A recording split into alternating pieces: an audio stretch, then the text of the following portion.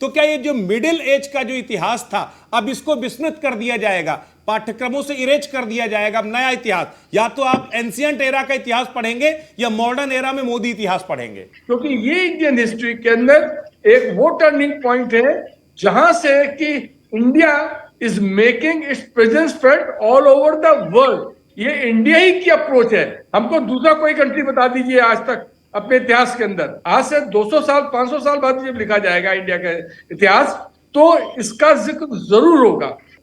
मैं पूरी दुनिया की बात कर रहा हूं, जिसने कभी भी पूरी दुनिया को एक परिवार की तरह देखने का केवल संकल्प नहीं लिया, बल्कि एक इंटरनेशनल प्लेटफॉर्म से उसने ये अनाउंस किया।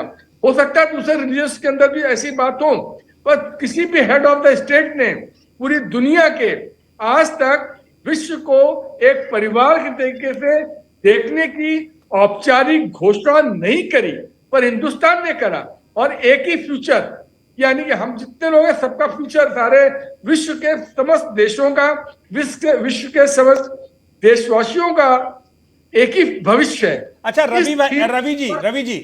जी, सबसे बड़ी बात यह है कि भारत मंडपम के जरिए हिंदुस्तान ने एक सनातनी इतिहास लिखने की कोशिश की है, जिसके एक्सेप्टेंस पूरी दुनिया के सामने वो देने की कोशिश कर रहे हैं। लेकिन इस बीच में पीछे चला जाता है वो इरफान हबीब का इतिहास, रोमिला थापर का इतिहास, वो तमाम इतिहास जो हिस्टोरियन अलग अलग समय पर आए। क्योंकि मैं इस चर्चा को बाद में लाना चाहता था, सबसे बड़ी बात यह है कि बेहद इंटरेस्टिंग है, इस भारत मंडपम में अनादिकालीन इतिहास को जो है कहीं ना कहीं साइंटिफिक तरीके से उस स्पिरिचुअल पावर को परोस करके दिखाया गया है। तो क्या ये जो मिडिल एज का जो इतिहास था अब इसको विस्मृत कर दिया जाएगा, पाठ्यक्रमों से इरेज कर दिया जाएगा? अब नया इतिहास, या तो आप एंशियंट एरा का इतिहास पढ़ेंगे या मॉडर्न एरा में मोदी इतिहास पढ़ेंगे।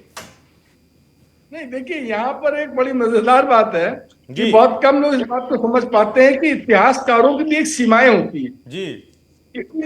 कालखंड के अंदर जब इतिहास कोई भी लिखता है हिस्टोरियन, तो और जितने हिस्टोरियन से भी लिखते हैं उनकी भी अपनी सीमाएं हैं, और उस सीमा, वो जितना उनका ज्ञान है उस हिसाब से वो लिखते हैं। एक तो उनका ज्ञान की सीमाएं, और दूसरे उनकी लाइकिंग और डिसलाइकिंग भी उसके अंदर आ जाती है। तो आपने अभी जिन इतिहासकारों का नाम लिया है, दुर्भाग्य से उनकी बौद्धिक सीमाएं, मैं बौद्धिक सीमाओं की बात न करके मैं कहूंगा कि उनका एक्सपोजर जो था एक पर्टिकुलर साइड में था। तो जब उन्होंने लिखा तो वो वही आदमी लिखेगा ना जिससे वो एक्सपोज है। जिस नॉलेज से वो एक्सपोज्ड है वही तो लिखेगा, जिस नॉलेज से एक्सपोज नहीं वो नहीं लिखेगा। तो यहाँ पर उनकी नियत में शक कम, और उनकी जो बौद्धिक सीमाएं हैं उनके विषय पे ज्यादा बात होनी चाहिए।